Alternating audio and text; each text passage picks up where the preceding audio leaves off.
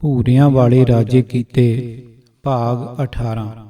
ਸ਼ਾਹੀ ਫੌਜ ਵੱਲੋਂ ਬੰਦਾ ਸਿੰਘ ਨੂੰ ਗੁਰਦਾਸ ਨੰਗਲ 'ਚ ਘੇਰਨਾ। ਵਾਹਿਗੁਰੂ ਜੀ ਕਾ ਖਾਲਸਾ, ਵਾਹਿਗੁਰੂ ਜੀ ਕੀ ਫਤਿਹ। ਦੁਸ਼ਮਣ ਬੜੀ ਤੇਜ਼ੀ ਨਾਲ ਪਿੱਛੇ ਤੂਫਾਨ ਵਾਂਗ ਚੜ੍ਹਿਆ ਆ ਰਿਹਾ ਸੀ। ਗੁਰਦਾਸ ਨੰਗਲ ਤੋਂ ਪਹਾੜ ਚੋਖੇ ਦੂਰ ਸਨ, ਜਿਨ੍ਹਾਂ ਵਿੱਚ ਅਲੋਪ ਹੋ ਕੇ ਸਿੰਘ ਇਸ ਟਿੱਡੀ ਦਲ ਨੂੰ ਆਪਣੇ ਮਗਰੋਂ ਲਾਹ ਸਕਦੇ। ਇਸ ਗੜੀ ਵਿੱਚ ਆਸਰਾ ਲੈਣਾ ਬੰਦਾ ਸਿੰਘ ਦੀ ਮਜਬੂਰੀ ਸੀ। ਸਮੇਂ ਦੀ ਘਾਟ ਵੈਰੀ ਦਾ ਪੱਖ ਭਾਰਾ ਕਰ ਰਹੀ ਸੀ। ਫਿਰ ਵੀ ਬੰਦਾ ਸਿੰਘ ਕਾਹਲੀ ਨਾਲ ਜਿੰਨੀ ਕੋ ਟਾਕਰੇ ਲਈ ਪਕਿਆਈ ਕਰ ਸਕਿਆ ਉਸਨੇ ਕੀਤੀ। ਰਸਤ ਪਾਣੀ, ਦਾਣਾ ਪੱਠਾ ਤੇ ਲੜਾਈ ਲਈ ਬਾਰੂਦ ਆਦਿ ਜੋ ਸਮਾਨ ਛੇਤੀ ਛੇਤੀ ਜਮ੍ਹਾਂ ਹੋ ਸਕਿਆ ਉਹ ਕਰ ਲਿਆ।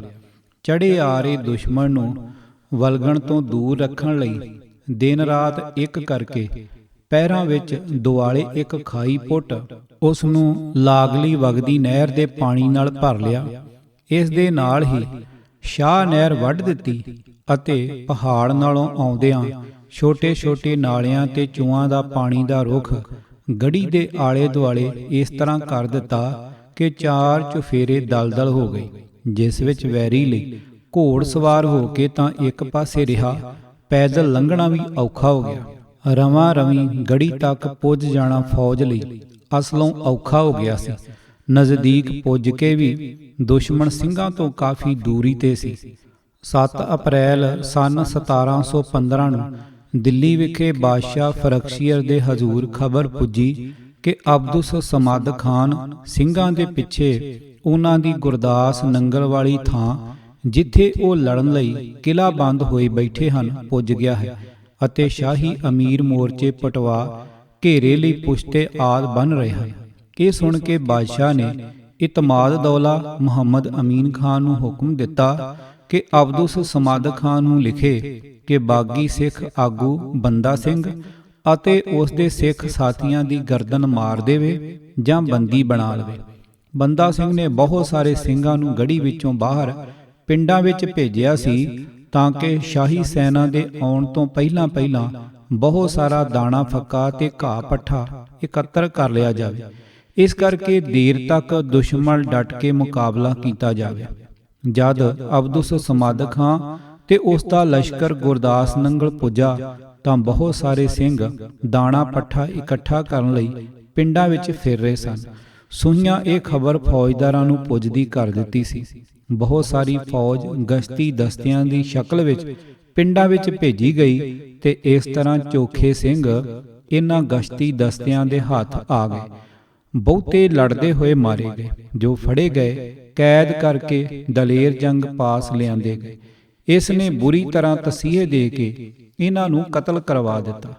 ਬਾਦਸ਼ਾਹੀ ਸੈਨਾ ਨੇ ਗੁਰਦਾਸ ਨੰਗਲ ਪੁੱਜਦੇ ਸਾਰ ਘੇਰਾ ਪਾ ਲਿਆ ਅਤੇ ਸਾਰੇ ਨਾਕੇ ਪੂਰੀ ਕਰੜਾਈ ਨਾਲ ਬੰਦ ਕਰ ਦਿੱਤੇ। 14 ਅਪ੍ਰੈਲ ਨੂੰ ਦਿੱਲੀ ਬਾਦਸ਼ਾਹ ਪਾਸ ਖਬਰ ਅਨੁਸਾਰ ਅਬਦੁਸ ਸਮਦ ਖਾਂ ਪਾਸ ਰੈਗੂਲਰ ਸ਼ਾਹੀ ਫੌਜ ਦੀ ਗਿਣਤੀ 24,000 ਸੀ, ਜਿਸ ਵਿੱਚ 12,000 ਸਵਾਰ ਤੇ 12,000 ਪੈਦਲ ਸਨ ਅਤੇ ਨਾਲ ਬਹੁਤ ਵੱਡਾ ਤੋਪਖਾਨਾ ਵੀ ਸੀ। ਮੁਲਖਈਆ ਤੇ ਹੋਰ ਧਾੜਾਂ ਇਸ ਤੋਂ ਵੱਖਰੀਆਂ ਸਨ। ਦਲੇਰ ਜੰਗ ਨੇ ਇਸ ਹਾਜ਼ਰ ਫੌਜ ਨਾਲ ਸਿੰਘਾਂ ਦੇ ਦੁਆਲੇ ਘੇਰਾ ਇਤਨਾ ਮਜ਼ਬੂਤ ਤੇ ਪਹਿਰਾ ਇਤਨਾ ਸਖਤ ਕਰ ਦਿੱਤਾ ਕਿ ਘਾਹ ਦੀ ਇੱਕ ਤਿੜ ਅਤੇ ਅੰਨ ਦਾ ਇੱਕ ਦਾਣਾ ਵੀ ਕਿਸੇ ਪਾਸਿਓਂ ਅੰਦਰ ਨਹੀਂ ਸੀ ਜਾ ਸਕਦਾ। ਅਬਦੁਸ ਸਮਦ ਖਾਨ ਅਤੇ ਉਸ ਦਾ ਪੁੱਤਰ ਜ਼ਕਰੀਆ ਖਾਨ ਪੰਜਾਬ ਦੀ ਗਵਰਨਰੀ ਸਮੇਂ ਖਾਨ ਬਹਾਦਰ ਦੀ ਉਪਾਧੀ ਨਾਲ ਪ੍ਰਸਿੱਧ ਸੀ, ਨੇ ਕਈ ਹਜ਼ਾਰ ਆਪਣੀ ਅਤੇ ਆਪਣੇ ਹਮਾਇਤੀਆਂ ਦੀ ਚੋਣਵੀਆਂ ਫੌਜਾਂ ਨਾਲ ਮਿਥ ਕੇ ਹੱਲੇ ਕਰਕੇ ਸਿੰਘਾਂ ਦੀ ਗੜੀ ਨੂੰ ਸਰ ਕਰ ਲੈਣ ਦੇ ਯਤਨ ਕੀਤੇ, ਪਰ ਅੱਗੋਂ ਹਰ ਵਾਰ ਮੂੰਹ ਦੀ ਖਾ ਕੇ ਪਿੱਛੇ ਹਟਦੇ ਰਹੇ। ਮੁਗਲ ਫੌਜਾਂ ਦੇ ਮੁਕਾਬਲੇ ਤੇ ਅੰਦਰ ਮੁੱਠੀ ਭਰ ਸਿੰਘ ਸਨ। ਪ੍ਰਸਿੱਧ ਇਤਿਹਾਸਕਾਰ ਡਾਕਟਰ ਹਰੀਰਾਮ ਗੁਪਤਾ ਆਪਣੀ ਪੁਸਤਕ ਹਿਸਟਰੀ ਆਫ ਦੀ ਸਿੱਖਸ ਭਾਗ 2 ਦੇ ਸਫਾ 28 ਤੇ ਲਿਖਦੇ ਹਨ ਕਿ ਬੰਦਾ ਸਿੰਘ ਦੇ ਨਾਲ ਸਿੰਘਾਂ ਚੋਂ ਅੰਦਰ 1250 ਸਿੰਘ ਤੇ ਥੋੜੇ ਜਿਹੇ ਘੋੜੇ ਗੜੀ ਵਿੱਚ ਸਮਾ ਸਕੇ ਸਨ। ਬਾਕੀਆਂ ਨੂੰ ਕਹਿ ਦਿੱਤਾ ਗਿਆ ਸੀ ਕਿ 4 ਚੁਫੇਰੇ ਖਿੱਲਰ ਕੇ ਸੁਰੱਖਿਅਤ ਥਾਈਂ ਚਲੇ ਜਾਣ ਤੇ ਔਖ ਦਾ ਸਮਾਂ ਟਪਾ ਲੈਣ। ਕਾਲੀ ਦੇ ਕਾਰਨ ਗੜ੍ਹੀ ਦੇ ਅੰਦਰ ਘਾਹ ਪੱਠਾ ਵੀ ਘੱਟ ਹੀ ਜਮ੍ਹਾਂ ਹੋ ਸਕਿਆ ਸੀ। ਇਸ ਲਈ ਹਰ ਰੋਜ਼ 2-2 3-3 ਵਾਰ 40-40 50-50 ਸਿੰਘ ਬਾਹਰ ਨਿਕਲਦੇ ਅਤੇ ਦਾਣਾ ਪੱਠਾ ਇਕੱਠਾ ਕਰਦੇ, ਮੁੜ ਗੜ੍ਹੀ ਅੰਦਰ ਆ ਵੜਦੇ। ਉਹ ਆਪਣੇ ਆਪ ਨੂੰ ਜੋਖਮ ਵਿੱਚ ਪਾ ਕੇ ਆਪਣੇ ਘੋੜਿਆਂ ਲਈ ਰਸਤ ਪੱਠੇ ਦੇ ਜ਼ਖੀਰੇ ਇੰਜ ਵਧਾ ਰਹੇ ਸਨ ਕਿ ਲੜਾਈ ਨੂੰ ਲੰਮਾ ਕਰਕੇ ਬਾਹਰ ਘੇਰਾ ਕੱਤੀ ਬੈਠੀ ਸ਼ਾਹੀ ਸੈਨਾ ਨੂੰ ਅੰਦਰੋਂ ਸ਼ਬ ਖੂਨ ਛਪੋਲ ਮਾਰ-ਮਾਰ ਕੇ ਜਿੱਚ ਕਰਕੇ ਦਮੋਂ ਕੱਢ ਦਿੱਤਾ ਜਾਵੇ, ਤਾਂ ਜੋ ਆਪੇ ਹੀ ਝੱਖ ਮਾਰ ਕੇ ਉੱਠ ਜਾਣ। ਇਬਰਤਨਾਮਾ ਦਾ ਲਿਖਾਰੀ ਮੁਹੰਮਦ ਕਾਸਮ ਇਸ ਵੇਲੇ ਲਾਹੌਰ ਦੇ ਨਾਇਬ ਨਾਜ਼ਿਮ ਆਰਿਫ ਬੇਗ ਖਾਨ ਦੀ ਨੌਕਰੀ ਵਿੱਚ ਇਸ ਮੁਹਿੰਮ ਵਿੱਚ ਖੁਦ ਉੱਥੇ ਮੌਜੂਦ ਸੀ। ਜੋ ਸਿੰਘ ਰੋਜ਼ ਦਾਣਾ ਪੱਠਾ ਇਕੱਠਾ ਕਰਕੇ ਅੰਦਰ ਲਿਆਉਣ ਲਈ ਗੜ੍ਹੀ ਤੋਂ ਬਾਹਰ ਨਿਕਲਦੇ ਸਨ ਤੇ ਆਪਣੇ ਬਾਹੂਬਲ ਨਾਲ ਜੋ ਹੱਥ ਆਵੇ ਖੋਹ ਖਿੰਝ ਕੇ ਅੰਦਰ ਲੈ ਵੜਦੇ ਸਨ, ਤੇ ਸ਼ਾਹੀ ਸੈਨਾ ਦੇ ਦਸਤੇ ਜੋ ਉਹਨਾਂ ਨੂੰ ਰੋਕਣ ਜਾਂ ਫੜਨ ਦਾ ਯਤਨ ਕਰਦੇ ਸਨ, ਉਹਨਾਂ ਨੂੰ ਤੀਰਾਂ ਤਲਵਾਰਾਂ ਨਾਲ ਝਾੜ ਕੇ ਕਿਵੇਂ ਪਰਾਂ ਸੁੱਟ ਜਾਂਦੇ ਸਨ। ਇਸ ਬਾਰੇ ਮੌਕੇ ਦਾ ਗਵਾਹ ਮੁਹੰਮਦ ਕਾਸਮ ਲਿਖਦਾ ਹੈ, ਜਦ ਕਦੀ ਸਾਡੇ ਆਦਮੀ ਅੱਪੜ ਕੇ ਉਹਨਾਂ ਨੂੰ ਹੁਟਕਦੇ ਤਾਂ ਤੀਰ ਬੰਦੂਕ ਜਾਂ ਤਲਵਾਰ ਨਾਲ ਮੁਗਲਾਂ ਦਾ ਵੀ ਕਾਟਾ ਕਰਕੇ ਧਰ ਜਾਂਦੇ। ਫਿਰ ਅੱਗੇ ਲਿਖਦਾ ਹੈ, ਦੋਜ਼ਕੀ ਸਿੱਖਾਂ ਦੇ ਬਹਾਦਰੀ ਤੇ ਦਲੇਰੀ ਦੇ ਕਾਰਨਾਮੇ ਹੈਰਾਨ ਕਰ ਦੇਣ ਵਾਲੇ ਸਨ। ਹਰ ਰੋਜ਼ 2 ਜਾਂ 3 ਵਾਰੀ ਕੁਝ 40 ਜਾਂ 50 ਕਲਮੂਹੇ ਸਿੱਖ ਆਪਣੇ ਪਸ਼ੂ ਡੰਗਰਾਂ ਵਾਸਤੇ ਘਾਹ ਪੱਠੇ ਲਈ ਨਿਝੱਕ ਤੇ ਬਗੈਰ ਕਿਸੇ ਦੇ ਡਰੋਂ ਬਾਹਰ ਨਿਕਲਦੇ, ਅਤੇ ਜਦ ਬਾਦਸ਼ਾਹੀ ਲਸ਼ਕਰੀਆਂ ਦੀਆਂ ਚੋਣਵੀਆਂ ਮਿਲਵੀਆਂ ਫੌਜੀ ਟੁਕੜੀਆਂ ਦਸਤੇ ਉਹਨਾਂ ਨੂੰ ਰੋਕਣ ਜਾਂਦੀਆਂ, ਤਾਂ ਆਪਣੇ ਤੀਰਾਂ ਬੰਦੂਕਾਂ ਤੇ ਛੋਟੀਆਂ ਤਲਵਾਰਾਂ ਨਾਲ ਮੁਗਲ ਫੌਜਾਂ ਦੇ ਆਹੂ ਲਾ ਕੇ ਅਲੋਪ ਹੋ ਜਾਂਦੇ। ਸਾਡੇ ਲਸ਼ਕਰ ਦੇ ਕਮਾਂਡਰਾਂ ਦੇ ਦਿਲਾਂ ਵਿੱਚ ਸਿੱਖ ਆਗੂ ਬੰਦਾ ਸਿੰਘ ਦੀ ਜਾਦੂਗਰੀ ਤੇ ਸਿੰਘਾਂ ਦਾ ਖੌਫ ਇਤਨਾ ਘਰ ਕਰ ਗਿਆ ਸੀ ਕਿ ਦੋਵੇਂ ਹੱਥ ਚੁੱਕ ਕੇ ਖੁਦਾਵੰਦ ਪਾਕ ਅੱਗੇ ਦੁਆ ਕਰਦੇ ਸਨ ਕਿ ਉਹ ਕੋਈ ਐਸਾ ਭਾਣਾ ਵਰਤਾਵੇ ਕਿ ਬੰਦਾ ਗੜ੍ਹੀ ਵਿੱਚੋਂ ਨਿਕਲ ਕੇ ਕਿਧਰੇ ਨੱਠ ਜਾਵੇ, ਜਿਸ ਨਾਲ ਸਾਡੀ ਤੇ ਨੌਕਰਾਂ ਦੀ ਇੱਜ਼ਤ ਆਬਰੂ ਬਣੀ ਰਹੇ। ਇਹ ਸੀ ਮਾਨਸਿਕ ਦਸ਼ਾ ਉਸ ਵੇਲੇ ਬਾਦਸ਼ਾਹੀ ਸੈਨਾ ਦੇ ਸਰਦਾਰਾਂ ਦੀ, ਜੋ ਇਤਨੀ ਵੱਡੀ ਫੌਜ ਦੇ ਨਾਲ ਗੜ੍ਹੀ ਦੁਆਲੇ ਘੇਰਾ ਕੱਤੀ ਬੈਠੇ ਸਨ ਤੇ ਅੰਦਰ ਸਨ ਸਿਰਫ 1250 ਸਿੰਘ। ਇਨ੍ਹਾਂ ਹੱਲਿਆਂ ਤੇ ਸ਼ਾਹੀ ਫੌਜਾਂ ਵੱਲੋਂ ਮੁਹਾਸਰੇ ਚੌਗਿਰਦੇ ਘੇਰੇ ਦੀ ਪਕਿਆਈ ਸੰਬੰਧੀ ਰਿਪੋਰਟ ਇੱਕ ਚਿੱਠੀ ਰਾਹੀਂ ਬਾਦਸ਼ਾਹ ਨੂੰ 20 ਅਪ੍ਰੈਲ ਨੂੰ ਦਿੱਲੀ ਵਿਖੇ ਪੁੱਜੀ। ਮੁਨਤਖਬੁਲ ਲਬਾਬ ਦਾ ਕਰਤਾ ਖਾਫੀ ਖਾਨ ਲਿਖਦਾ ਹੈ ਕਿ ਬਾਦਸ਼ਾਹੀ ਲਸ਼ਕਰ ਵਿੱਚ ਬੰਦੇ ਦੀ ਜਾਦੂਗਰੀ ਦਾ ਇਤਨਾ ਡਰ ਫੈਲਿਆ ਹੋਇਆ ਸੀ ਕਿ ਜੇਕਰ ਗੜ੍ਹੀ ਵਿੱਚੋਂ ਬਿੱਲੀ ਜਾਂ ਕੁੱਤਾ ਬਾਹਰ ਨਿਕਲਦਾ ਤੇ ਪਹਿਰੇ ਤੇ ਖੜੇ ਆਦਮੀ ਉਸ ਉੱਤੇ ਟੁੱਟ ਪੈਂਦੇ ਤੇ ਇੱਟ ਪੱਥਰ ਤੀਰ ਬੰਦੂਕ ਨਾਲ ਉਸ ਨੂੰ ਦੂਰੋਂ ਹੀ ਮਾਰ ਸੁੱਟਦੇ, ਅਤੇ ਇਹ ਵੀ ਕੋਈ ਜਾਦੂਗਰੀ ਦੀ ਹੀ ਬਲਾ ਨਾ ਹੋਵੇ। ਫਰਖਸ਼ੀਰ ਦੇ ਦਰਬਾਰ ਵਿੱਚ ਸੱਜਦ ਭਰਾਵਾਂ ਦੀ ਹੀ ਚੱਲਦੀ ਸੀ। ਫਰਖਸ਼ੀਰ ਨੂੰ ਬਾਦਸ਼ਾਹ ਬਣਾਇਆ ਹੀ ਉਹਨਾਂ ਨੇ ਸੀ, ਅਤੇ ਬਾਦਸ਼ਾਹ ਉੱਤੇ ਉਹਨਾਂ ਦਾ ਬਹੁਤ ਹੀ ਅਸਰ ਸੀ। ਉਹ ਜੋ ਕਹਿੰਦੇ ਸੋ ਕਰਦਾ। ਇਹਨਾਂ ਦੀ ਦਲੇਰੇ ਜੰਗ ਨਾਲ ਬਹੁਤ ਲੱਗਦੀ ਸੀ। ਇਸ ਲਈ ਜਦ ਗੜ੍ਹੀ ਦਾ ਘੇਰਾ ਕੱਤਿਆ 3-4 ਮਹੀਨੇ ਹੋ ਗਏ ਤੇ ਬੰਦਾ ਸਿੰਘ ਨੇ ਸ਼ਾਹੀ ਲਸ਼ਕਰ ਦੀ ਕੋਈ ਪੇਸ਼ ਨਾ ਜਾਣ ਦਿੱਤੀ, ਤਾਂ ਉਹਨਾਂ ਬਾਦਸ਼ਾਹ ਨੂੰ ਕਿਹਾ ਕਿ ਇਹ ਸਾਰਾ ਕਸੂਰ ਦਲੇਰ ਜੰਗ ਦੀ ਸੁਸਤੀ ਦਾ ਹੈ। ਉਹ ਆਰਾਮ ਨਾਲ ਢਿੱਲਾ ਹੋਇਆ ਬੈਠਾ ਹੈ। ਉਹਨਾਂ ਨੂੰ ਅਹਿਸਾਸ ਸੀ ਕਿ ਬੰਦਾ ਸਿੰਘ ਨੂੰ ਕਾਬੂ ਕਰ ਲੈਣਾ ਅਬਦੁਸ ਸਮਦ ਖਾਨ ਦੇ ਵੱਸ ਦਾ ਰੋਗ ਨਹੀਂ। ਇਹ ਸੱਜਦ ਘਰਾਣਾ ਅਬਦੁਸ ਸਮਦ ਖਾਨ ਤੇ ਤਾਤਾਰੀ ਘਰਾਣੇ ਨੂੰ ਬਾਦਸ਼ਾਹ ਦੀਆਂ ਨਜ਼ਰਾਂ ਵਿੱਚ ਬਿਲਕੁਲ ਨੀਵਾਂ ਦਿਖਾ ਕੇ ਕੌਡੀਆਂ ਖੋਟਾ ਕਰਨਾ ਚਾਹੁੰਦਾ ਸੀ। ਬੰਦਾ ਸਿੰਘ ਦੀ ਅਗਵਾਈ ਵਿੱਚ ਉਹ ਸਿੱਖ ਲਹਿਰ ਦੇ ਉਭਾਰ ਨੂੰ ਵੀ ਖਤਮ ਕਰਨਾ ਚਾਹੁੰਦੇ ਸਨ। ਸਾਦਾਤ ਬਹਾਰੇ ਦੇ ਸੱਜਦਾਂ ਦਾ ਬ੍ਰਿਗੇਡ, ਜੋ ਮੁਗਲ ਸੈਨਾ ਵਿੱਚ ਅਜਿੱਤ ਮੰਨਿਆ ਜਾਂਦਾ ਸੀ, ਉਹ ਵੀ ਬੰਦਾ ਸਿੰਘ ਦੇ ਸਾਹਮਣੇ ਅੜ ਨਹੀਂ ਸੀ ਸਕਿਆ। ਲੋਹਗੜ੍ਹ ਦੇ ਘੇਰੇ ਵੇਲੇ ਉਹ ਬਹਾਦਰ ਸ਼ਾਹ ਦੇ ਲਸ਼ਕਰ ਦੇ ਨਾਲ ਸਨ ਤੇ ਸਿੱਖਾਂ ਹੱਥੋਂ ਇਹਨਾਂ ਦੀ ਬੁਰੀ ਬਾਬ ਹੋਈ ਸੀ। ਫਿਰ ਖਾਲਸੇ ਨੇ ਗੰਗ ਦੁਆਬ ਦੇ ਹਮਲਿਆਂ ਵੇਲੇ ਸਾਦਾਤ ਬਾਹਰੇ ਦੇ ਪਿੰਡਾਂ ਨੂੰ ਚੰਗੀ ਤਰ੍ਹਾਂ ਸੋਧਿਆ ਸੀ ਤੇ ਸੱਜਦਾਂ ਦੀ ਰਹੀ ਸਹੀ ਸਾਖ ਵੀ ਮਿੱਟੀ ਵਿੱਚ ਮਿਲਾ ਦਿੱਤੀ ਸੀ। ਇਹ ਸੱਜਦ ਭਰਾ ਉਦੋਂ ਦੇ ਹੀ ਬੰਦਾ ਸਿੰਘ ਵਿਰੁੱਧ ਅਦਮ ਹੋਏ ਸੱਪ ਵਾਂਗ ਵਿਸ ਘੋਲ ਰਹੇ ਸਨ। ਅਬਦੁਸ ਸਮਾਦ ਖਾਨ ਬੰਦਾ ਸਿੰਘ ਨੂੰ ਮਾਰ ਲਵੇ ਜਾਂ ਜਿੰਦਾ ਫੜ ਲੈਣ ਵਿੱਚ ਸਫਲ ਹੋ ਜਾਵੇ, ਇਹ ਉਹਨਾਂ ਦੀ ਦਿਲੀ ਖਾਹਿਸ਼ ਸੀ। ਪਰ ਉਹਨਾਂ ਦੀ ਇਹ ਵੀ ਨੀਅਤ ਸੀ ਕਿ ਅਬਦੁਸ ਸਮਾਦ ਖਾਨ ਕਾਹਲੀ ਤੇ ਬੇਪਰਵਾਹੀ ਵਿੱਚ ਕੋਈ ਐਸਾ ਕਦਮ ਪੁੱਟੇ ਜਿਸ ਨਾਲ ਉਸ ਨੂੰ ਹਾਰ ਹੋਵੇ। ਤੇ ਉਹਨਾਂ ਦਾ ਪੱਕਾ ਯਕੀਨ ਸੀ, ਕਿਉਂਕਿ ਬਾਦਸ਼ਾਹ ਬਹਾਦਰ ਸ਼ਾਹ ਸਮੇਤ ਆਪਣੇ ਸਾਹਿਬਜ਼ਾਦਿਆਂ ਤੇ ਹਿੰਦੁਸਤਾਨ ਦੀ ਬਹੁਤ ਵੱਡੀ ਫੌਜ, ਜਿਸ ਵਿੱਚ ਸਾਦਾਤ ਬਾਰੇ ਦੇ ਸਜਦ ਮੂਲਿਆਂ ਵਿੱਚ ਸਨ, ਨਾਲ ਸਾਰਾ ਟਿੱਲ ਲਾ ਕੇ ਬੰਦਾ ਸਿੰਘ ਨੂੰ ਫੜ ਨਹੀਂ ਸੀ ਸਕਿਆ। ਤਾਂ ਇਸ ਤਾਤਾਰੀ ਖਾਨਦਾਨ ਦਾ ਮੁਗਲ ਦਰਬਾਰ ਵਿੱਚੋਂ ਜ਼ੋਰ ਤੋੜਿਆ ਜਾਵੇ। ਇਸ ਲਈ ਸੱਜਦ ਭਰਾਵਾਂ ਨੇ ਫਰਖਸ਼ੀਅਰ ਨੂੰ ਅਬਦੁਸ ਸਮਾਦ ਖਾਨ ਵਿਰੁੱਧ ਚੰਗਾ ਪਖਾਇਆ। ਬਾਦਸ਼ਾਹ ਨੇ ਦਲੇਰ ਜੰਗ ਨੂੰ ਗੁੱਸੇ ਨਾਲ ਲਿਖਿਆ ਕਿ ਘੇਰਾ ਘੱਤੀ ਬੈਠਾ, ਹੋਰ ਸਮਾਂ ਨਾ ਗਵਾਵੇ, ਜਿਤਨੀ ਛੇਤੀ ਹੋ ਸਕੇ ਕਿਲੇ ਨੂੰ ਸਰ ਕਰੇ ਤੇ ਬੰਦੇ ਨੂੰ ਜਿਉਂਦਾ ਫੜ ਕੇ ਸਾਡੇ ਪਾਸ ਦਿੱਲੀ ਪਹੁੰਚਾਵੇ। ਪਰ ਰੱਬ ਰਹਿਮਤ ਕਰੇ, ਅਬਦੁਸ ਸਮਾਦ ਖਾਨ ਉੱਤੇ ਕਿ ਰਤਾ ਵੀ ਇਰਾਦਿਓਂ ਨਾ ਡੋਲਿਆ ਅਤੇ ਆਪਣੇ ਸ਼ਰੀਫ ਆਦਮੀ ਹਰਾਮਖੋਰਾਂ ਸਿੱਖਾਂ ਹੱਥੋਂ ਨਾ ਮਰਵਾਏ ਅਤੇ ਦਾਨਿਸ਼ਮੰਦੀ ਤੇ ਰਾਜਨੀਤੀ ਨਾਲ ਕੰਮ ਕਰਦਾ ਰਿਹਾ। ਇਸ ਵਿੱਚ ਉਸ ਦੀ ਕੋਈ ਰਾਜਨੀਤੀ ਜਾਂ ਦਾਨਿਸ਼ਮੰਦੀ ਨਜ਼ਰ ਨਹੀਂ ਆਉਂਦੀ। ਸੱਚ ਇਹ ਹੈ ਕਿ ਅਬਦੁਸ ਸਮਾਦ ਖਾਨ ਸਿੱਖਾਂ ਤੋਂ ਇਤਨਾ ਡਰਦਾ ਸੀ ਕਿ ਬਾਦਸ਼ਾਹ ਦਾ ਗੁੱਸਾ ਤਾਂ ਸਿਰ ਤੇ ਝੱਲਿਆ, ਪਰ ਬੰਦਾ ਸਿੰਘ ਨਾਲ ਵੱਧ ਕੇ ਮੱਥਾ ਨਹੀਂ ਲਾਇਆ। ਅਬਦੁਸ ਸਮਾਦ ਖਾਨ ਨੂੰ ਛੇਤੀ ਹੀ ਇਹ ਅਹਿਸਾਸ ਹੋ ਗਿਆ ਸੀ ਕਿ ਘੇਰੇ ਵਿੱਚ ਆਇਆ ਹੋਇਆਂ ਸਿੰਘਾਂ ਨੂੰ ਬਚ ਕੇ ਨਿਕਲ ਜਾਣ ਤੋਂ ਰੋਕਣ ਲਈ 30,000 ਤੋਂ ਘੱਟ ਨਫਰੀ ਦੀ ਲੋੜ ਨਹੀਂ ਹੋਵੇਗੀ। ਜਦ ਆਪਣੀ ਆਈ ਤੇ ਆ ਕੇ ਸਿੰਘਾਂ ਗੜੀ ਚੋਂ ਨਿਕਲ ਜਾਣ ਦਾ ਫੈਸਲਾ ਕਰ ਲਿਆ ਤਾਂ 24,000 ਦੀ ਨਫਰੀ ਜੋ ਉਸ ਪਾਸ ਹੈ, ਉਹਨਾਂ ਦੀ ਜਲਗਾਰ ਨੂੰ ਠੱਲ ਨਹੀਂ ਪਾ ਸਕੇਗੀ। ਆਪਣੇ ਹੋਣ ਵਾਲੇ ਨੁਕਸਾਨ ਤੋਂ ਉਹ ਇੰਨਾ ਚਿੰਤਾਤੁਰ ਸੀ। ਫਰਖਸ਼ੀਅਰ ਨੇ ਬੰਦਾ ਸਿੰਘ ਦੇ ਝੇੜੇ ਨੂੰ ਛੇਤੀ ਖਤਮ ਕਰਨ ਲਈ ਅਬਦੁਸ ਸਮਾਦ ਖਾਨ ਦੀ ਸਹਾਇਤਾ ਲਈ ਕਮਰਦੀਨ ਖਾਨ ਦੀ ਕਮਾਨ ਥੱਲੇ ਇੱਕ ਤਕੜੀ ਤੇ ਸੱਜਰ ਸ਼ਾਹ ਫੌਜ ਦਿੱਲੀੋਂ ਗੁਰਦਾਸ ਨੰਗਲ ਭੇਜ ਦਿੱਤੀ। ਕਮਰਦੀਨ ਦਾ ਇਸ ਮੁਸ਼ਕਲ ਦੇ ਸਮੇਂ ਫੌਜ ਲੈ ਕੇ ਪਹੁੰਚ ਜਾਣਾ ਅਬਦੁਸ ਸਮਾਦ ਖਾਨ ਵਾਸਤੇ ਸਕੂਨ, ਸ਼ਾਂਤੀ ਤੇ ਖੁਸ਼ੀ ਦਾ ਕਾਰਨ ਸੀ। ਗੜੀ ਦਾ ਘੇਰਾ ਹੋਰ ਤੰਗ ਕਰਨਾ। ਹੁਣ ਅਬਦੁਸ ਸਮਾਦ ਖਾਨ ਪਾਸ ਸਿਪਾਹੀਆਂ ਤੇ ਸਰਦਾਰਾਂ ਦੀ ਨਫਰੀ 30,000 ਤੋਂ ਵੀ ਵੱਧ ਹੋ ਗਈ। ਉਸ ਨੇ ਘੇਰੇ ਦੀਆਂ ਸਫਾਂ ਸੰਘਣੀਆਂ ਕਰਕੇ ਘੇਰੇ ਨੂੰ ਗੜੀ ਵੱਲ ਖਿਸਕਾਉਣਾ ਸ਼ੁਰੂ ਕਰ ਦਿੱਤਾ। ਦਿਨ ਦੇ ਚਾਨਣ ਵਿੱਚ ਫੌਜ ਵਾਲਿਆਂ ਨੂੰ ਹੌਸਲਾ ਨਾ ਪੈਂਦਾ ਕਿ ਅੱਗੇ ਨੂੰ ਖਿਸਕਣ ਲਈ ਕੋਈ ਹਰਕਤ ਕਰਨ, ਕਿਉਂਕਿ ਸਿੰਘਾਂ ਦੇ ਰਾਮ ਜੰਗਿਆਂ ਚੋਂ ਨਿਕਲੀ ਹੋਈ ਗੋਲੀ ਨਜ਼ਰ ਪਏ ਦੁਸ਼ਮਣ ਲਈ ਮੌਤ ਦਾ ਸੁਨੇਹਾ ਹੁੰਦੀ ਸੀ।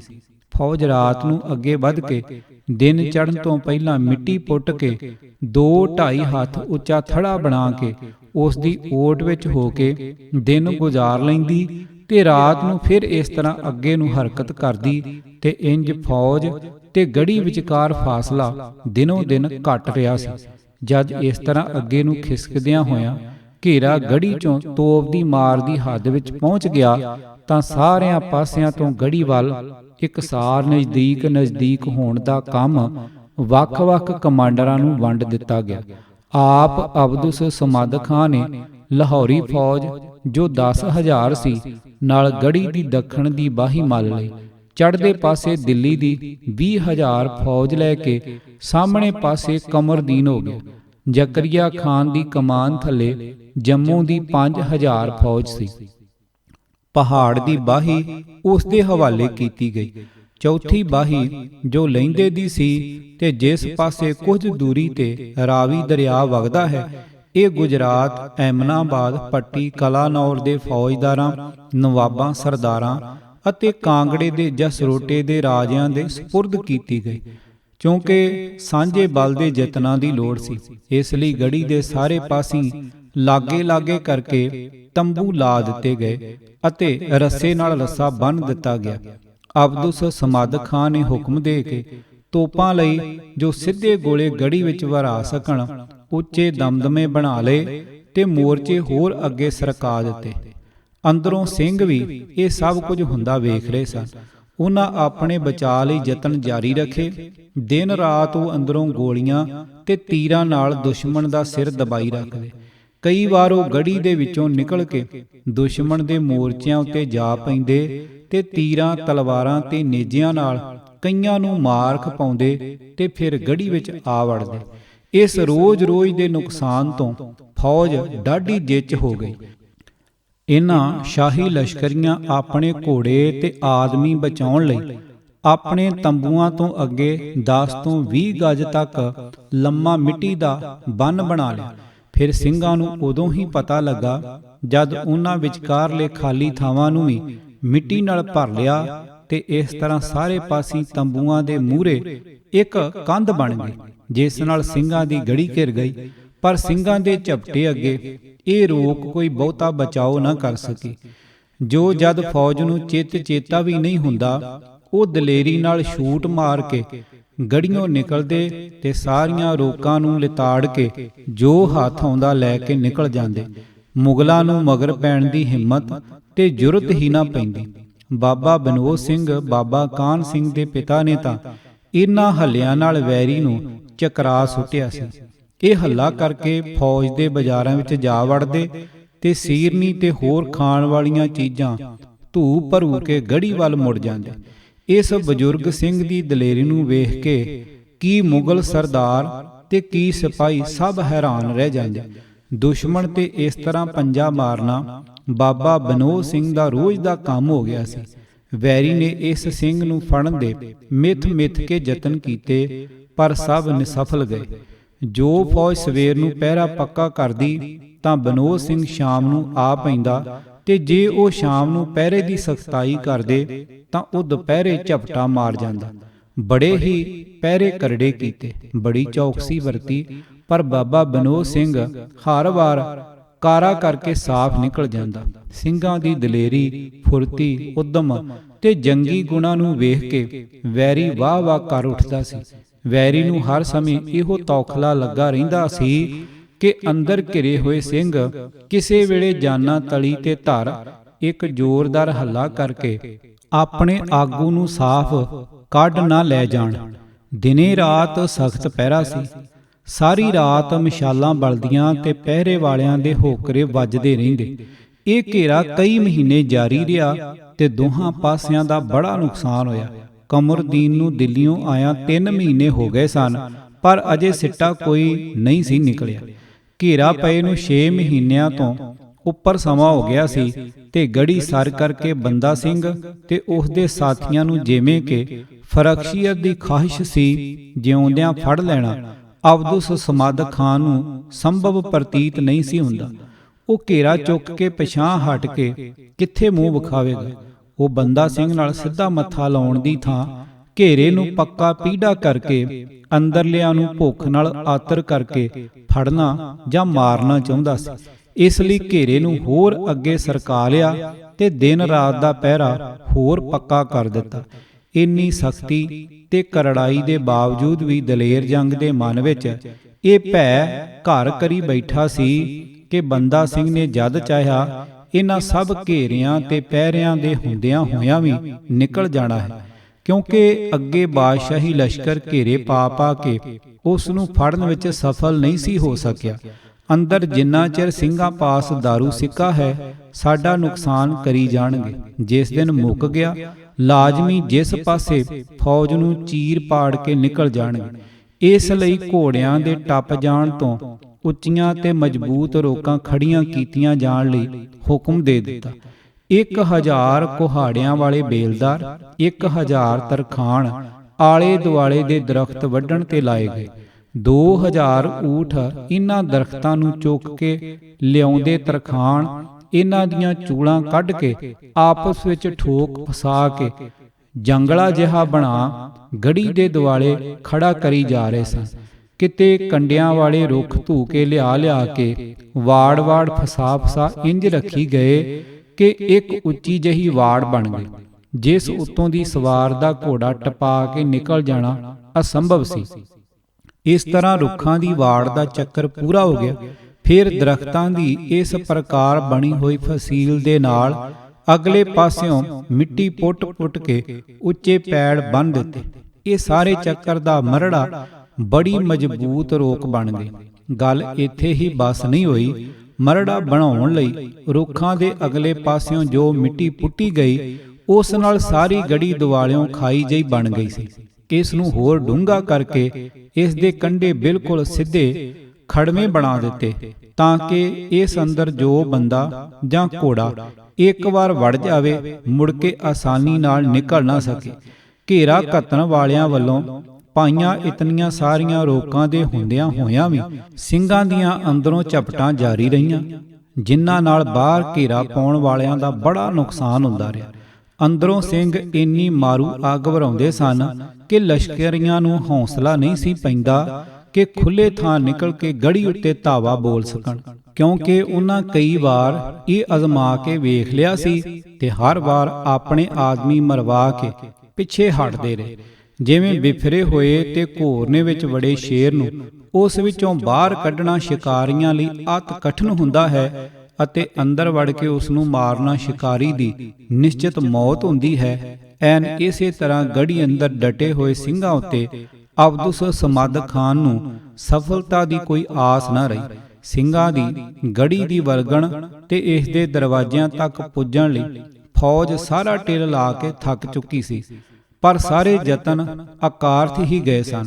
ਹੁਣ ਉਹਨਾਂ ਵਾਸਤੇ ਇੱਕ ਹੀ ਰਾਹ ਬਾਕੀ ਰਹਿ ਗਿਆ ਸੀ ਕਿ ਜ਼ਮੀਨ ਦੇ ਹੇਠ ਦੀ ਸੁਰੰਗਾਂ ਪੁੱਟ ਕੇ ਵਲਗਣ ਤੱਕ ਅਪੜਿਆ ਜਾਵੇ ਅਤੇ ਬਰੂਦ ਨਾਲ ਡੇਕ ਕੇ ਪਾੜਾਂ ਵਿੱਚ ਦੀ ਹੱਲਾ ਬੋਲਿਆ ਜਾਵੇ। ਅਬਦੁਸ ਸਮਦ ਖਾਨ ਨੇ ਹੁਕਮ ਦਿੱਤਾ ਕਿ ਗੜੀ ਦੀਆਂ ਨੁੱਕਰਾਂ ਦੀਆਂ ਸੇਧਾਂ ਨੂੰ ਸੁਰੰਗਾਂ ਪੁੱਟੀਆਂ ਜਾਣ। ਘੇਰਾ ਪਏ ਨੂੰ 7.5 ਮਹੀਨੇ ਹੋ ਚੁੱਕੇ ਸਨ। ਬੜੀ ਤੇਜ਼ੀ ਨਾਲ ਸੁਰੰਗਾਂ ਪੁੱਟੀਆਂ ਗਈਆਂ। ਇਹ ਸੁਰੰਗਾਂ ਅਜੇ ਗੜੀ ਦੇ ਵੱਡੇ ਦਰਵਾਜ਼ੇ ਤੱਕ ਨਹੀਂ ਸਨ ਅਪੜੀਆਂ ਕਿ ਕਮਰਦੀਨ ਖਾਨ ਉਸ ਉੱਚੇ ਥਾਂ ਬਣੇ ਮੋਰਚੇ ਉੱਤੇ ਕਾਬਜ ਹੋ ਗਿਆ, ਜਿੱਥੋਂ ਸਿੰਘ ਗੋਲੀਆਂ ਤੇ ਤੀਰਾਂ ਨਾਲ ਵੈਰੀ ਦਾ ਬਹੁਤ ਨੁਕਸਾਨ ਕਰਿਆ ਕਰਦੇ ਸਨ। ਦੂਜੇ ਬੰਨੇ ਜ਼ਕਰੀਆ ਖਾਨ ਗੜੀ ਦੇ ਦੂਸਰੇ ਦਰਵਾਜ਼ੇ ਤੱਕ ਜਾ ਪਹੁੰਚਿਆ, ਜਿਸ ਨੂੰ ਸਿੰਘ ਵਰਤਿਆ ਕਰਦੇ ਸਨ। ਇਸ ਦੇ ਨਾਲ ਹੀ ਚਫੇਰਿਓ ਹੀ ਫੌਜਦਾਰਾਂ ਤੇ ਕਮਾਂਡਰਾਂ ਆਪਣੇ ਮੋਰਚੇ ਅੱਗੇ ਨੂੰ ਵਧਾ ਲਏ। ਦੁਸ਼ਮਣ ਨੂੰ ਕਾਫੀ ਸਫਲਤਾ ਮਿਲੀ ਤੇ ਉਸ ਨੇ ਸਿੰਘਾਂ ਨੂੰ ਚਫੇਰਿਓ ਘੁੱਟ ਸਿਉਂ ਦਿੱਤਾ, ਪਰ ਇੰਨੀ ਸਫਲਤਾ ਦੇ ਬਾਵਜੂਦ ਅਬਦੁਸ ਸਮਦ ਖਾਨ ਨੂੰ ਗੜੀ ਤੇ ਹੱਲਾ ਬੋਲਣ ਦਾ ਹੌਸਲਾ ਨਹੀਂ ਸੀ ਪੈ ਰਿਹਾ। ਬੜੀਆਂ ਬੜੀਆਂ ਲੰਬੀਆਂ ਤੇ ਮਜ਼ਬੂਤ ਪੌੜੀਆਂ ਤਾਂ ਜ਼ਰੂਰ ਫੌਜਦਾਰਾਂ ਪਾਸ ਮੌਜੂਦ ਸਨ, ਪਰ ਅੱਗੇ ਹੋ ਕੇ ਕੰਧਾਂ ਨਾਲ ਲਾ ਕੇ ਉੱਪਰ ਚੜ੍ਹੇ ਕੌਣ, ਕਿਉਂਕਿ ਅੰਦਰ ਮੌਤ ਦਾ ਰੂਪ ਧਾਰੀ ਬੈਠੇ ਸਿੰਘ ਸਨ। ਹੁਣ ਸੁਣੋ ਜ਼ਰਾ ਅੰਦਰ ਦਾ ਹਾਲ। ਬਾਹਰ ਘੇਰਾ ਇਤਨਾ ਲਾਗੇ ਤੇ ਕਰੜਾ ਹੋ ਗਿਆ ਸੀ ਕਿ ਹੁਣ ਬਾਹਰੋਂ ਕੋਈ ਖਾਣਾ ਦਾਣਾ ਜਾਂ ਘਾਹ ਪੱਠਾ ਲਿਆ ਸਕਣਾ ਬਿਲਕੁਲ ਅਸੰਭਵ ਸੀ। 8 ਮਹੀਨਿਆਂ ਦੇ ਘੇਰੇ ਨੇ ਅੰਦਰ ਜੋ ਕੁਝ ਵੀ ਉਹਨਾਂ ਪਾਸ ਸੀ ਸਾਰਾ ਮੁਕਾ ਦਿੱਤਾ। ਆਦਮੀਆਂ ਤੇ ਪਸ਼ੂਆਂ ਵਾਸਤੇ ਖਾਣ ਲਈ ਕੁਝ ਨਹੀਂ ਸੀ ਰਹਿ ਗਿਆ। ਬਾਰੂਦ ਵੀ ਮੁੱਕਦਾ ਮੁੱਕ ਗਿਆ। ਲੰਗਰ ਮਸਤਾਨਾ ਹੋ ਗਿਆ। ਲੱਗੇ ਭੁੱਖ ਨਾਲ ਨਿਢਾਲ ਹੋ ਸਿੰਘ ਡਿੱਗਣ। ਭੁੱਖ ਬੜੀ ਜ਼ਾਲਮ ਹੈ। ਜਿਨ੍ਹਾਂ ਸੂਰਮਿਆਂ ਨੂੰ ਵੈਰੀ ਦੀਆਂ ਤੋਪਾਂ ਬੰਦੂਕਾਂ ਤੇ ਤੀਰ ਨਹੀਂ ਸਨ ਭੈ ਭੀਤ ਕਰ ਸਕੇ, ਜੋ ਸਨਮੁਖ ਹੋ ਕੇ ਮੌਤ ਵੱਲ ਸਿੱਧੇ ਜਾਂਦੇ ਸਨ, ਉਹਨਾਂ ਨੂੰ ਭੁੱਖ ਨੇ ਭੰਨ ਮਰੋੜ ਕੇ ਰੱਖ ਦਿੱਤਾ। ਕਿਹਾ ਜਾਂਦਾ ਹੈ ਕਿ ਉਹਨਾਂ ਭੁੱਖ ਦੇ ਦੈਂਤ ਨੂੰ ਸ਼ਾਂਤ ਕਰਨ ਲਈ ਕੰਧਾਂ ਉੱਤੋਂ ਦੀ ਸ਼ਾਹੀ ਸੈਨਾ ਦਿਆਂ ਬੰਦਿਆਂ ਨਾਲ ਗੱਲਬਾਤ ਕਰਕੇ 2-2, 3-3 ਰੁਪਏ ਸੇਰ ਅਨਾਜ ਖਰੀਦਣ ਦਾ ਯਤਨ ਕੀਤਾ, ਪਰ ਇਸ ਨਾਲ ਕਿਤੇ ਲੰਗਰ ਚੱਲ ਸਕਦੇ ਸਨ। ਭੁੱਖ ਦੇ ਕਾਰਨ ਉਹ ਅਤ ਲਾਚਾਰ ਹੋ ਗਏ ਸਨ। ਇਸ ਵੇਲੇ ਬਾਬਾ ਬਿਨੋਦ ਸਿੰਘ ਅਤੇ ਬੰਦਾ ਸਿੰਘ ਵਿਚਕਾਰ ਮਤਭੇਦ ਹੋ ਗਿਆ। ਇੰਜ ਮਾਲੂਮ ਹੁੰਦਾ ਹੈ ਕਿ ਇਹ ਮਤਭੇਦ ਲੜਾਈ ਦੇ ਅਗਲੇ ਪ੍ਰੋਗਰਾਮ ਸੰਬੰਧੀ ਵਿਚਾਰਾਂ ਵਿੱਚ ਹੋ ਗਿਆ ਸੀ। ਬਾਹਰਲੇ ਘੇਰੇ ਨੂੰ ਵੇਖ ਕੇ ਬਾਬਾ ਬਿਨੋਦ ਸਿੰਘ ਇਹ ਰਾਏ ਦੇ ਰਹੇ ਸਨ ਕਿ ਅਜੇ ਵੀ ਵੇਲਾ ਹੈ, ਗੜੀ ਛੱਡ ਇੱਕ ਤੇਜ਼ ਹੰਬਲਾ ਮਾਰ ਕੇ ਦੁਸ਼ਮਣ ਦੀਆਂ ਸਫਾਂ ਚੀਰ ਕੇ ਨਿਕਲ ਜਾਣਾ ਚਾਹੀਦਾ ਹੈ। ਗੜੀ ਵਿੱਚ ਰਹਿ ਕੇ ਭੁੱਖਿਆਂ ਮਰਨ ਨਾਲੋਂ ਦੁਸ਼ਮਣ ਨਾਲ ਟੱਕਰ ਕੇ ਰਾਹ ਸਾਫ਼ ਕਰ ਲੈਣਾ ਚਾਹੀਦਾ ਹੈ। ਅੰਦਰ ਬੈਠ ਕੇ ਦੁਸ਼ਮਣ ਦੇ ਹੱਥ ਆ ਕੇ ਜਲੀਲ ਹੋ ਕੇ ਮਰਨ ਨਾਲੋਂ ਉਸ ਦੇ ਗਲ ਪੈ ਕੇ ਮਰਨਾ ਚੰਗਾ ਹੈ। ਇਹ ਸੰਭਵ ਹੈ ਕਿ ਜੇ ਕੜਕ ਕੇ ਪਈਏ ਤਾਂ ਬਚ ਕੇ ਨਿਕਲ ਜਾਈਏ ਤੇ ਫਿਰ ਵੈਰੀ ਨੂੰ ਦੋਹੀਂ ਹੱਥੀਂ ਲਈਏ। ਪਰ ਬੰਦਾ ਸਿੰਘ ਇਸ ਵਿਚਾਰ ਦਾ ਧਾਰਨੀ ਸੀ ਕਿ ਸਾਨੂੰ ਅੰਤ ਤੱਕ ਇੱਥੇ ਡਟੇ ਰਹਿਣਾ ਚਾਹੀਦਾ ਹੈ। ਗੱਲਾਂ ਵਿੱਚ ਹੀ ਤਲਖੀ ਵੱਧ ਗਈ ਦੋਹਾਂ ਦੇ ਹੱਥ ਤਲਵਾਰਾਂ ਦੀ ਮੁੱਠ ਤੇ ਚਲੇ ਗਏ। ਗੱਲ ਖਤਰਨਾਕ ਅੰਤ ਵੱਲ ਵਧਦੀ ਵੇਖ ਕੇ ਕਾਹਨ ਸਿੰਘ ਆਪਣੇ ਪਿਤਾ ਬਾਬਾ ਵਿਨੋਦ ਸਿੰਘ ਤੇ ਬੰਦਾ ਸਿੰਘ ਵਿਚਕਾਰ ਆਣ ਖਲੋਤਾ ਤੇ ਦੋਹਾਂ ਨੂੰ ਸ਼ਾਂਤ ਰਹਿਣ ਲਈ ਬਿਨੈ ਕੀਤੀ। ਫੈਸਲਾ ਹੋਇਆ ਕਿ ਗੜੀ ਚੋਂ ਜੋ ਜਾਣਾ ਚਾਹੁੰਦਾ ਹੈ ਉਹ ਨਿਕਲ ਜਾਏ। ਬਾਬਾ ਵਿਨੋਦ ਸਿੰਘ ਨੇ ਇਹ ਫੈਸਲਾ ਪ੍ਰਵਾਨ ਕਰ ਲਿਆ। ਆਪਣੀ ਘੋੜੀ ਤੇ ਸਵਾਰ ਹੋ ਕੇ ਗੜੀ ਚੋਂ ਬਾਹਰ ਨਿਕਲ ਪਿਆ ਤੇ ਬੜੀ ਤੇਜ਼ੀ ਨਾਲ ਦੁਸ਼ਮਣ ਦੇ ਇੱਕ ਪਾਸੇ ਜਾ ਪਿਆ ਤੇ ਤਲਵਾਰ ਨਾਲ ਵੈਰੀਆਂ ਨੂੰ ਚੀਰਦਾ ਪਾੜਦਾ ਵੇਖਦਿਆਂ ਵੇਖਦਿਆਂ ਅਲੋਪ ਹੋ ਗਿਆ। ਕਾਹਨ ਸਿੰਘ ਬਾਕੀ ਸਿੰਘਾਂ ਵਾਂਗ ਬੰਦਾ ਸਿੰਘ ਦੇ ਨਾਲ ਗੜੀ ਵਿੱਚ ਹੀ ਰਿਹਾ। ਬਾਬਾ ਵਿਨੋਦ ਸਿੰਘ ਆਪਣੇ ਬਾਹੂਬਲ ਨਾਲ ਗੜੀ ਚੋਂ ਬਾਹਰ ਹੋ ਕੇ ਦੁਸ਼ਮਣ ਵਿੱਚ ਦੀ ਬਚ ਕੇ ਨਿਕਲ ਗਏ। ਮਤ ਭੇਦ ਤਾਂ ਟਲ ਗਿਆ, ਪਰ ਅੰਦਰਲੇ ਸਿੰਘਾਂ ਨੂੰ ਭੁੱਖ ਦਾ ਦੈਂਤ ਉਂਝ ਹੀ ਮੂੰਹ ਟੱਡੀ ਨਿਗਲ ਜਾਣ ਲਈ ਖੜਾ ਸੀ। ਭੁੱਖ ਦਾ ਤਾਂ ਕੋਈ ਦਾਰੂ ਨਾ ਹੋਇਆ। ਸਿੰਘਾਂ ਨੇ ਭਾਣਾ ਮਿੱਠਾ ਕਰਕੇ ਸਿਰ ਤੇ ਸਹਿ ਜਾਣ ਦੇ ਧਾਰ ਲਈ। ਭੂਰਿਆਂ ਵਾਲੇ ਰਾਜੇ ਕੀਤੇ। ਲੇਖਕ ਪ੍ਰਿੰਸੀਪਲ ਸਵਰਨ ਸਿੰਘ ਚੂਸਲੇਵੜ। ਆਵਾਜ਼ ਭਾਈ ਗੁਰਜੰਟ ਸਿੰਘ ਰੂਪੋਵਾਲੀ। ਵਾਹਿਗੁਰੂ ਜੀ ਕਾ ਖਾਲਸਾ, ਵਾਹਿਗੁਰੂ ਜੀ ਕੀ ਫਤਿਹ।